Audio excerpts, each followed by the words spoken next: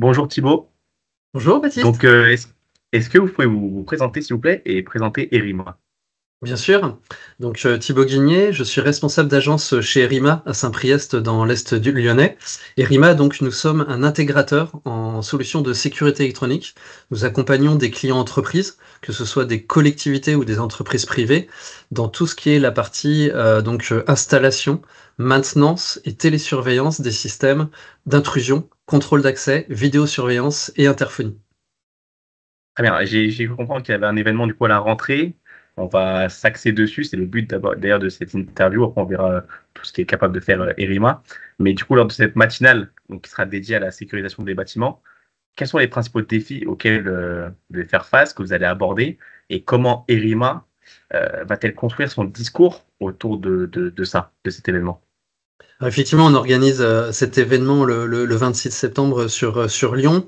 Aujourd'hui, les collectivités et les entreprises rencontrent de plus en plus de défis de sécurité et de sûreté.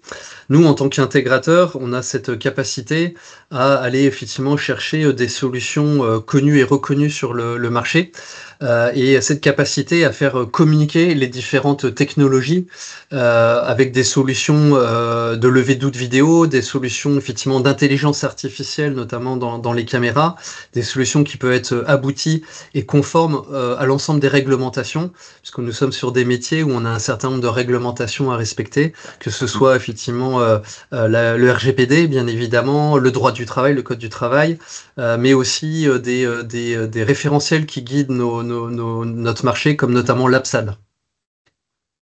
Oui, ça, on va y revenir un peu plus tard. On a beaucoup entendu parler d'un terme, mais peu de personnes savent ce que c'est, et moi encore hier. Est-ce que vous pouvez expliquer ce que c'est la canute?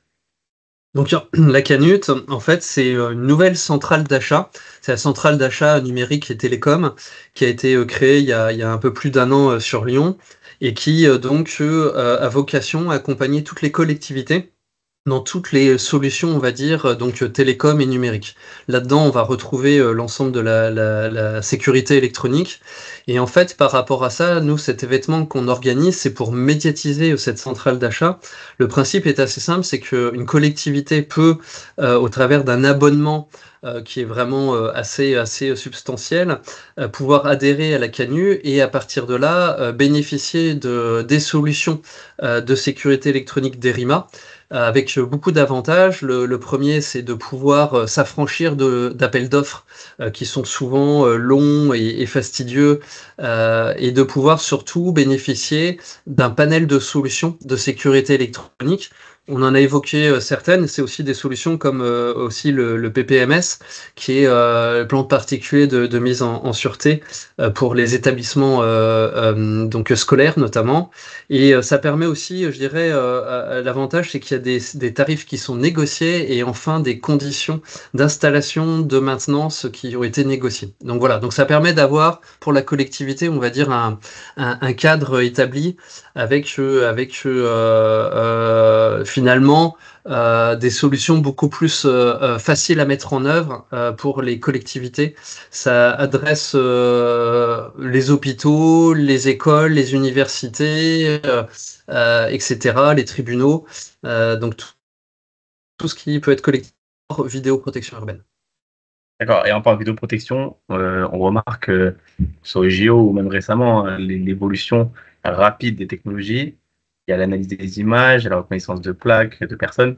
Et comment du coup Erima se place par rapport à ça et comment Erima intègre l'intelligence artificielle dans ses offres, que ce soit dans la vidéosurveillance ou tout ça pour renforcer la sécurité des bâtiments.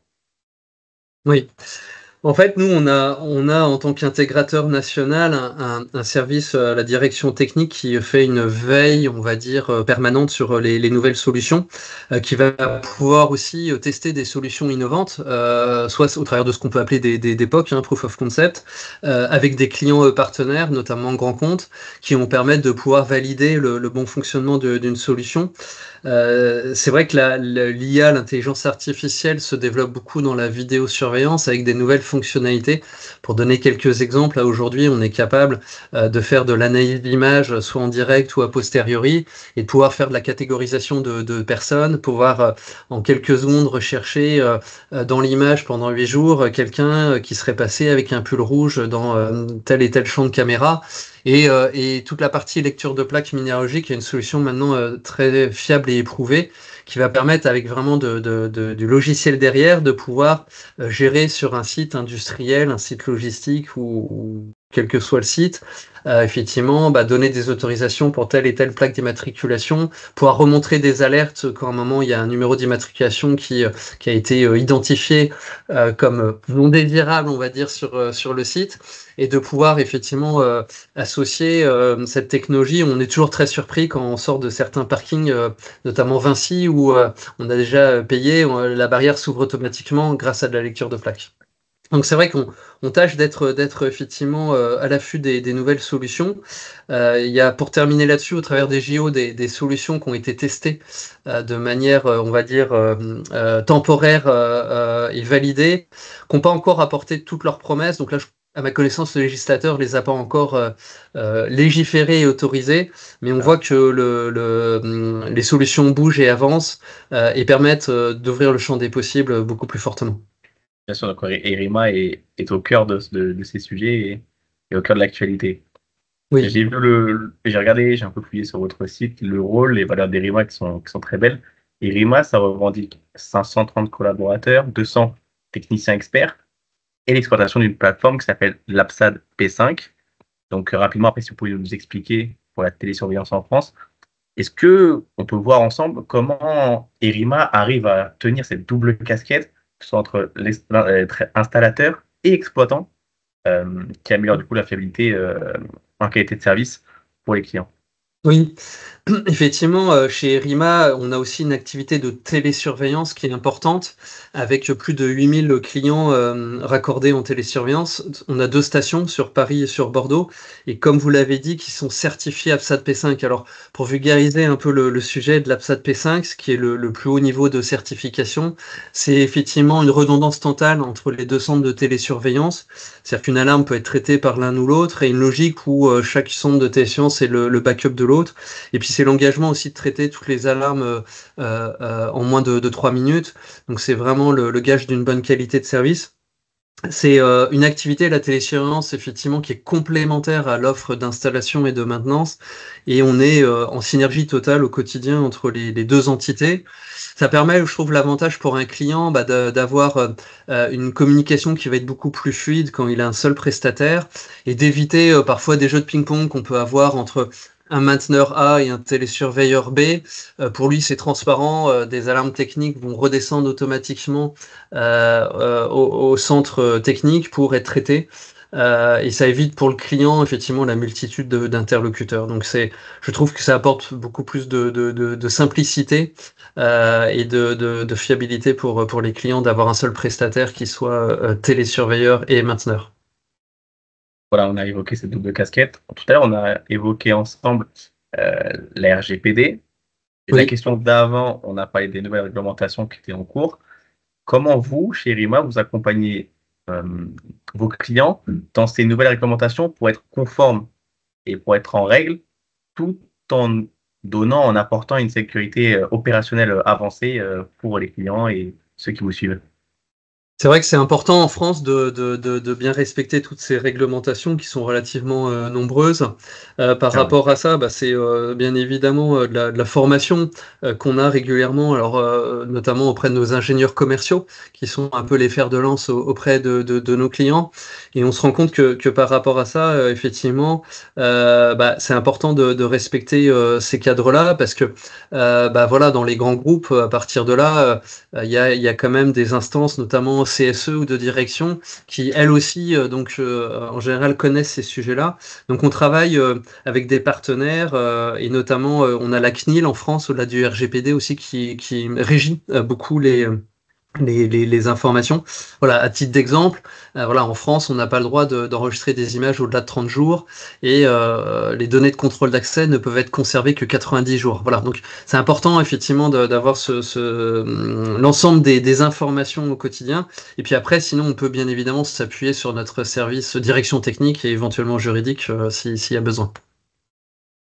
Merci du coup pour des réponses. J'ai une autre question qui me vient, et après on finira sur la dernière.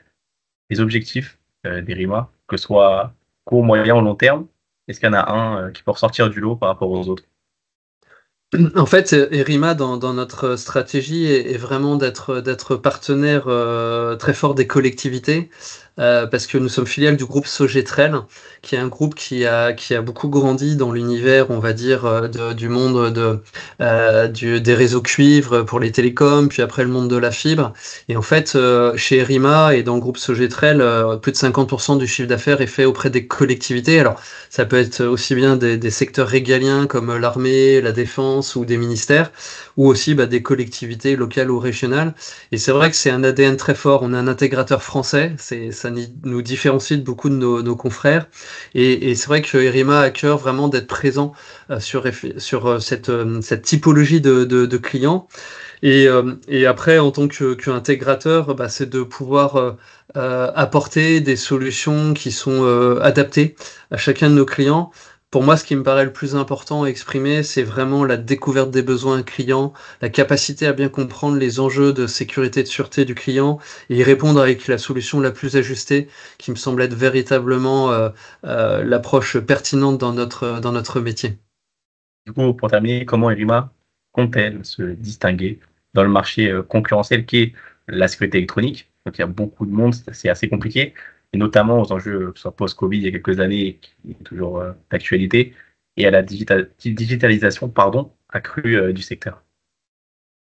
Nous sommes sur un marché très concurrentiel, Ouais. néanmoins qui croît de 4-5% tous les ans, et ça se vérifie année après année. Les forces d'Erima, en tant qu'intégrateur français, c'est effectivement de pouvoir adresser la typologie de clients collectivité dont on s'est parlé. C'est aussi cette capacité en tant qu'intégrateur national de pouvoir accompagner des clients grands comptes nationaux. Et on a un certain nombre de très belles références clients, que ce soit dans du bancaire, du transport logistique, de l'industrie, des organismes d'intérêt vitaux. Et par rapport à ça, avec la capacité à pouvoir déployer des solutions au niveau national de manière coordonnée sur des multisites, avec parfois plusieurs centaines de sites. C'est un vrai savoir-faire. Et je pense que Erima a aussi cette capacité de pouvoir travailler des projets complexes avec des solutions qui sont des solutions système assez abouties et pointues. Voilà, avec des belles réalisations de projets qui sont parfois pluriannuels et sur des sites vraiment dimensionnés. Je pense que ça fait partie de nos forces de pouvoir accompagner ces typologies de clients. Voilà, en Très tout bien. cas, Allez-y. la volonté, je dirais, d'Erima, c'est vraiment de pouvoir continuer à travailler, à progresser sur les secteurs d'activité sur lesquels on est particulièrement fort et que je viens d'évoquer. Du coup, je vais faire quelque chose que normalement je conclue toujours, mais je vais vous laisser conclure sur l'événement du coup, parce que c'est vraiment l'intérêt de cette interview à la base. Et après, on a parlé d'Erima, parce que le but c'est de faire connaître Erima pour ceux qui ne connaissent pas encore. Une phrase ou un mot sur l'événement qui arrive du coup le 20 septembre, si je ne me trompe pas, à Lyon. Voilà, vendredi 26 septembre sur Lyon, pour mettre en avant cette centrale d'achat à la Canu et tous les bénéfices pour les clients collectivités. Donc vous êtes effectivement les bienvenus. Et par rapport à ça, l'objectif sera de vous présenter tous les enjeux de sécurité et de sûreté qu'on peut avoir sur du bâtimentaire dans les collectivités et vous présenter les solutions qu'on peut apporter. Parfait. Donc il y aura un lien avec Erima où vous pourrez retrouver du coup le site internet et vous renseigner dessus. Donc voilà. Merci beaucoup Thibaut en tout cas pour cette interview et Merci à au vous. plaisir et très bon événement. Merci. À bientôt. À bientôt. Merci.